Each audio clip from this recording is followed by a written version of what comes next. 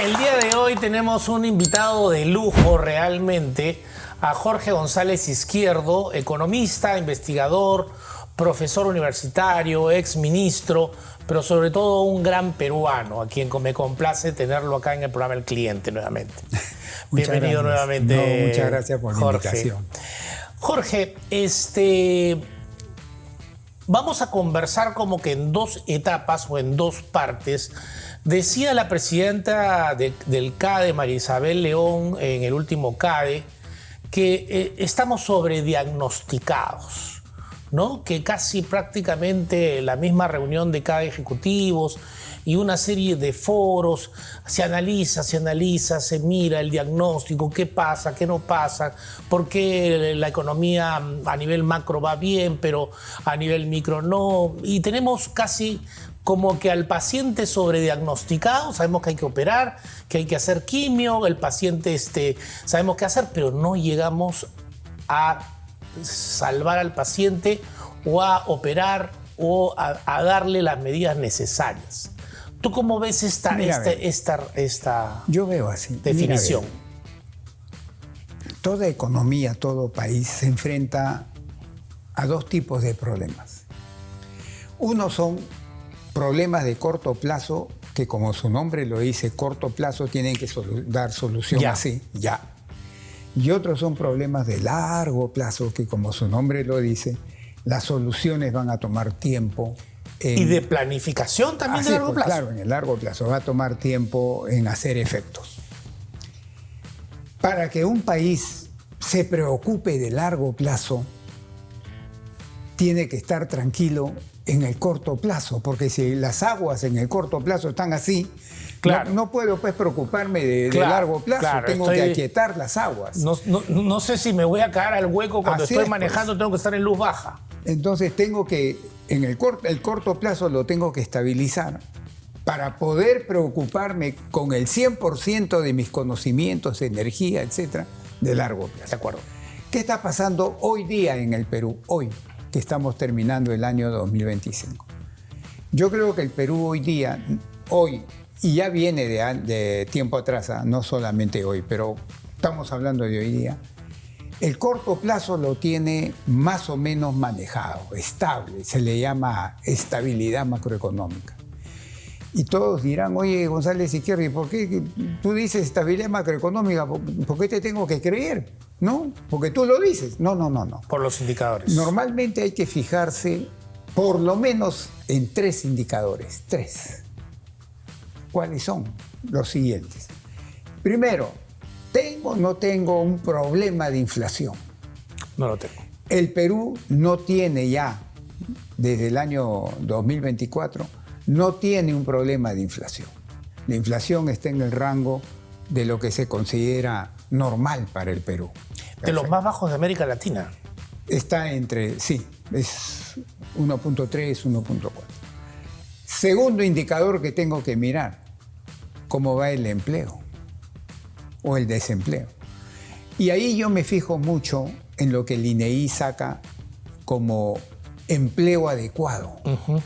Exacto, eso es importante. Y en los últimos 12 meses de octubre para atrás, el empleo adecuado en el Perú a nivel nacional, urbano, ha crecido alrededor de 5%. Es un crecimiento bastante respetable.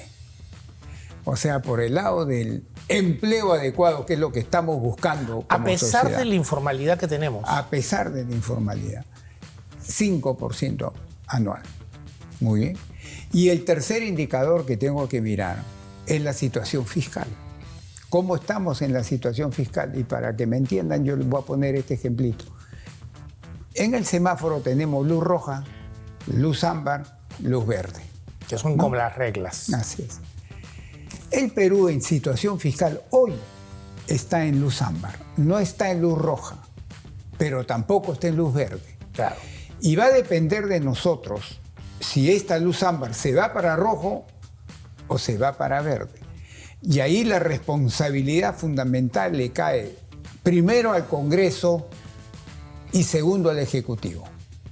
El Congreso que se deje de estar fomentando, directa o indirectamente, mayor gasto, mayor gasto, mayor gasto, sin hacer los análisis rigurosos correspondientes. Y el Ejecutivo también. Claro. Entonces, la responsabilidad en primer lugar del Congreso y en segundo lugar del Ejecutivo es que esta luz ámbar baje a verde. Pero hoy día no tenemos un problema serio de sostenibilidad fiscal. Entonces, esos tres indicadores a mí me llevan a decir, no tenemos problema de inflación, el empleo adecuado está creciendo a una tasa bastante razonable y no tenemos un problema de sostenibilidad fiscal. Y nuestra moneda está bastante sólida dentro de todo. La inflación está en 1.3, claro. 1.4. Y también el tipo de cambio, ¿no?, aunque está bajando, registrado una caída de 10% a lo largo del año. Entonces, ¿eso qué conclusión me lleva? La gente dirá, oye, ¿qué conclusión vas a sacar? Que hay estabilidad macro de corto plazo. Eso va a permitir que el otro gobierno, el que viene, ojalá este gobierno se lo entregue así, reciba el país, la economía, con esta estabilidad de macroeconómica y comience a preocuparse fundamentalmente de dos cosas. Primero, seguir manteniendo la estabilidad macro, ¿no?, pero principalmente preocuparse de los problemas de largo plazo. Ahí cae en lo que tú estás diciendo. Claro. El problema de la pobreza fuerte que tenemos, de la extrema pobreza fuerte que tenemos, de la falta de oportunidades, de la distribución del ingreso que todavía es muy desigual, de la riqueza peor, etc. Entonces el gobierno, teniendo una estabilidad macro, puede destinar sus esfuerzos principales a preocuparse de estos problemas de largo plazo, la inseguridad ciudadana e institucional, porque no podemos seguir con las instituciones que tenemos, que se están comportando como gelatina. Exacto. Hoy día dicen sí, mañana dicen no, y encima no les hacen caso, bueno, en fin.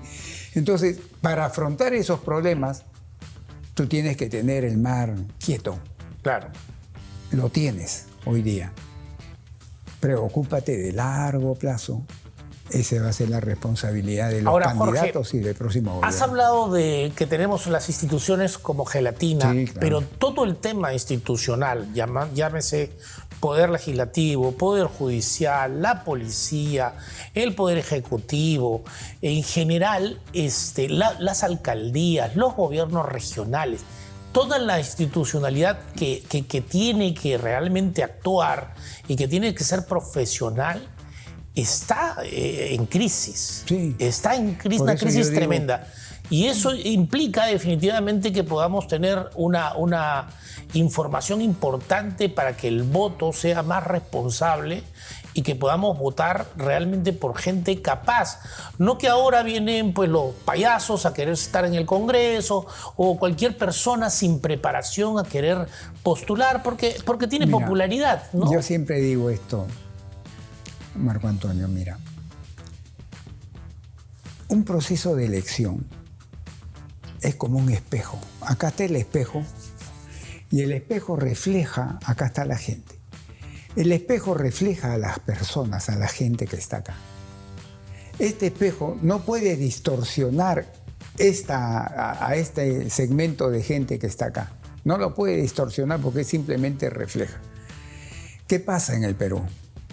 Que estas personas, la sociedad, no digo al 100%, pero sí con segmentos muy apreciables, son segmentos que no razonan mucho a la hora de elegir un político, un senador, un diputado, un presidente de la República, ¿no?, o etcétera.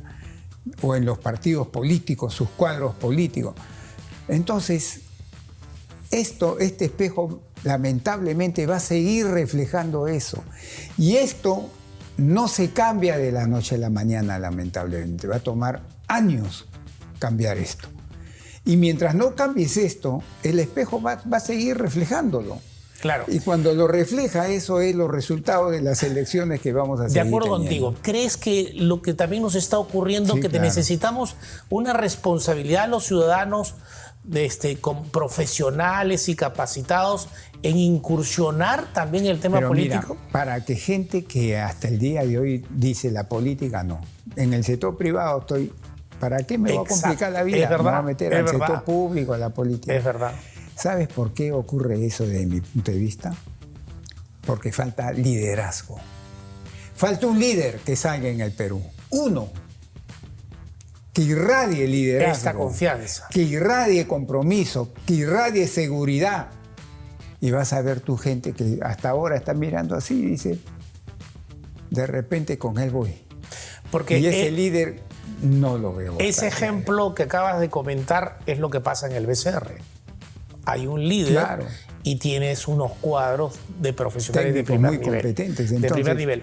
Ahora, decía un presidente, y voy con esta primera parte de análisis, que decía, necesitamos que chorree y no chorrea. Decía un presidente que hoy día está preso.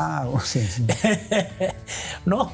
Pero durante todo su mandato decía hay que la economía chorrea y no chorrea y todo. Pero en parte tenemos un problema en que nuestra regionalización famosa, que a nivel de intención y de propósito fue interesante, no ha dado los resultados, teniendo dinero para poder generar en las regiones una prosperidad. Mira, acá el peruano de a pie dice esto.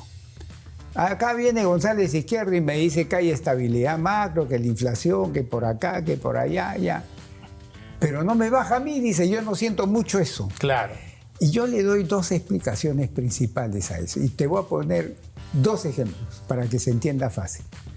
Yo estoy en una fila frente a un semáforo y el semáforo está rojo. Todos vemos el semáforo rojo, entonces todos los carros están parados. Y yo estoy, por ejemplo, en cuarto o quinto lugar ahí. Luego el semáforo se pone verde y por unos segundos yo veo el semáforo verde, pero yo no me muevo. ¿Por qué? Porque primero tiene que haber una secuencia para que me llegue a mí y pueda moverme. Exacto. Pero por unos segundos yo digo, oye, está rojo, ¿y por qué yo no me muevo? ¿Por qué no me llega? Los frutos de un crecimiento no es que lleguen al 100% de la sociedad así. No. Toma tiempo en llegar. Solo que en el caso de la vida real no son segundos, pueden ser varios trimestres. Y la segunda variable que hay que tomar en cuenta, Marco Antonio, es la distribución del ingreso. Si tú tienes una sociedad con una desigual distribución del ingreso como la peruana y peor de la riqueza, cuando tú tienes un crecimiento, no baja. No llega. O si llega, llega poquito. Eso reclama la gente. De acuerdo. Entonces, Jorge, si no mejoras la distribución del ingreso y de la riqueza, los frutos del crecimiento no van a llegar con la impotencia, la magnitud que se espera. Te agradezco mucho este análisis y ahora vamos a un corte comercial, pero me gustaría que en el próximo bloque hablemos de qué posibles soluciones podemos dar con miras a estos políticos para que el país pueda mejorar, porque estamos en un programa empresarial, pero el sector empresarial no puede estar desligado de lo que ocurre en el país. No debe. No debe. Entonces, vámonos a un corte comercial y regresamos con Jorge González Izquierdo.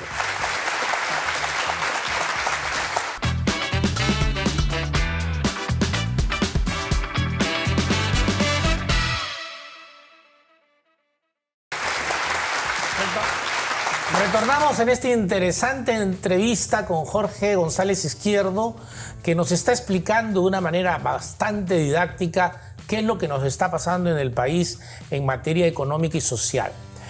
Jorge, ¿qué hacer?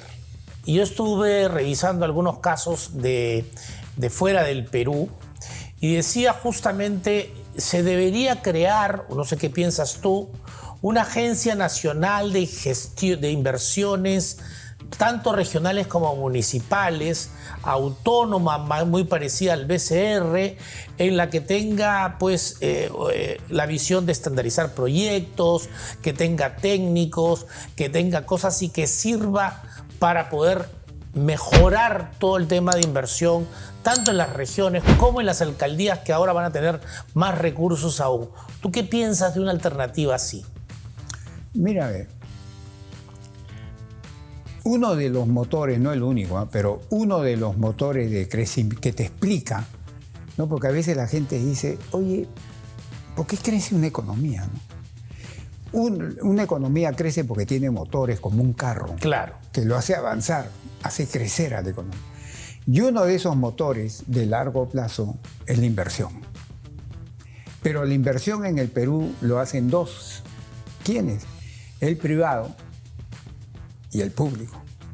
El grueso lo hace el privado. Por ejemplo, la inversión en tiempos normales es 20% del PBI, de los cuales 15 puntos lo hace el privado y 5 puntos lo hace el sector público, ¿no? Entonces, si tú vas a mantener un sistema de mercado, tú no puedes meterle la mano al sector privado. Las decisiones de inversión de ellos están en función de sus intereses. De acuerdo.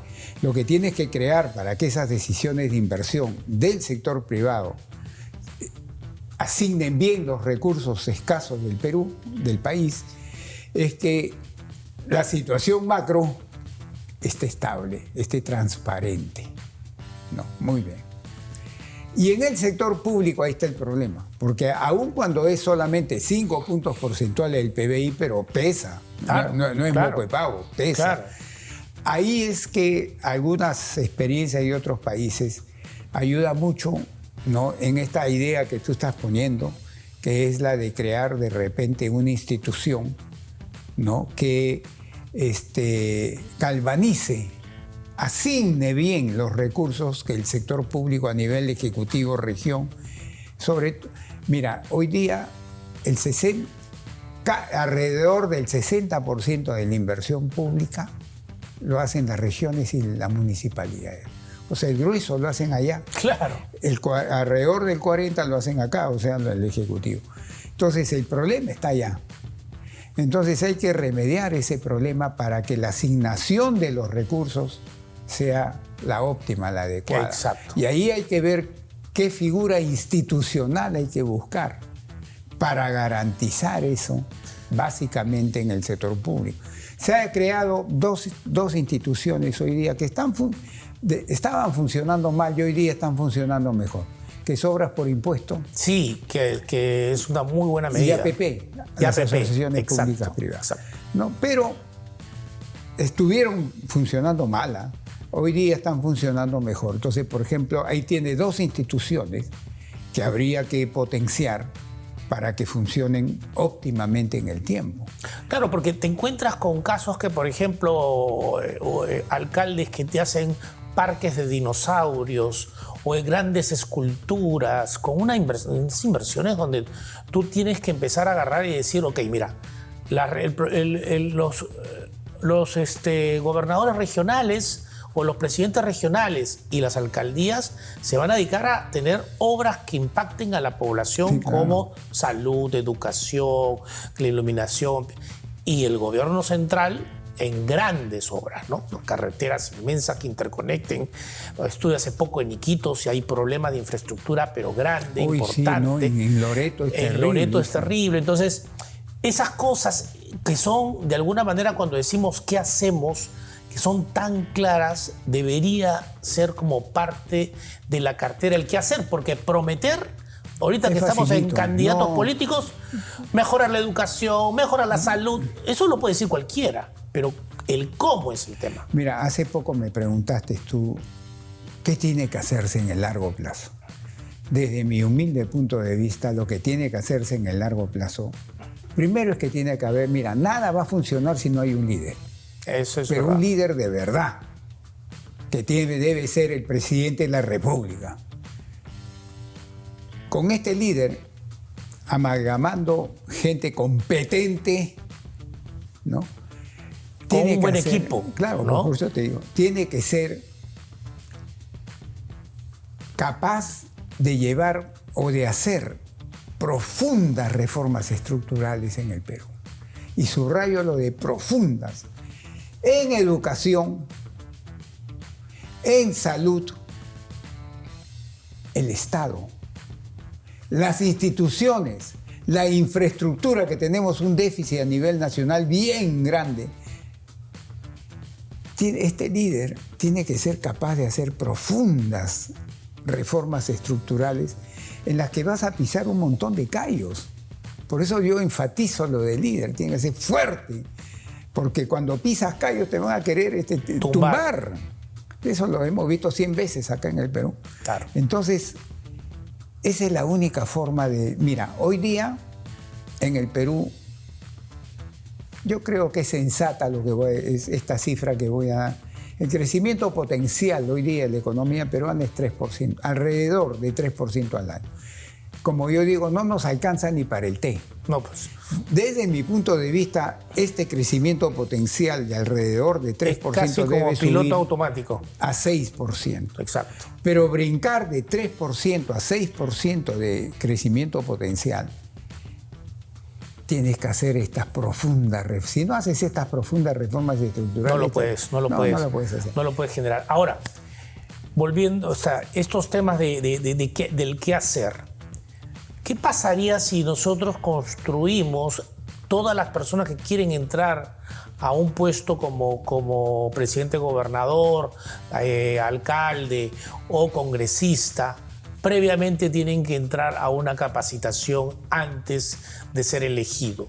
Y empezamos a tratar, cuidando la democracia, profesionalizar un poco para que cuando entren por lo menos sepan la Constitución, ¿no? Por lo menos sepan cosas. Claro, o por lo menos, pero eso es muy difícil asegurar eso, que tengan asesores competentes. Pero si los asesores les cortan las uñas a los congresistas. Por eso pues te digo, ¿cómo aseguras esas cosas? O que los asesores sean designados por el Congreso y no por el congresista. Tendría que haber, o que pase por un tamiz. Por un tamiz. Que el congresista proponga. Y como cuando en una empresa te ponen los currículos. No pase por la Oficina de Recursos Humanos del Congreso, sino ver qué institución se crea de para profesionales que estos idóneos.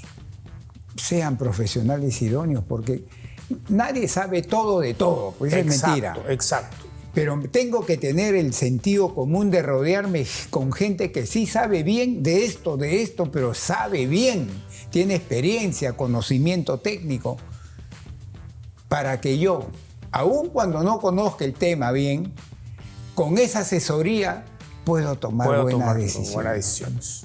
Yendo a temas, y es un tema crucial el que acaba de contar, y hay que hacer algo con la juventud si es que queremos actuar y tener futuro.